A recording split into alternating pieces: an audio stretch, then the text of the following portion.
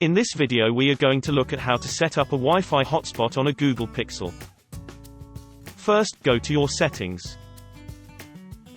Then select the network and internet settings. Next, pick the Hotspot and Tethering option.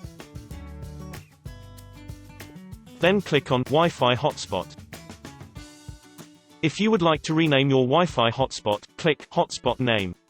This can be changed to anything you wish. It is best to make your hotspot secure, so that you know who exactly is connecting to your Wi-Fi hotspot. To do this, select Security, then choose the WPA2 PSK option. Then an option to edit your Wi-Fi password will appear. Click this, then create a strong and secure password. Once you have completed all these stages, it is time to turn on the Wi-Fi hotspot. You can do this by sliding the button on the top right from off to on. This will then highlight blue and your connection will be live. You have now successfully set up a Wi-Fi hotspot on your Google Pixel.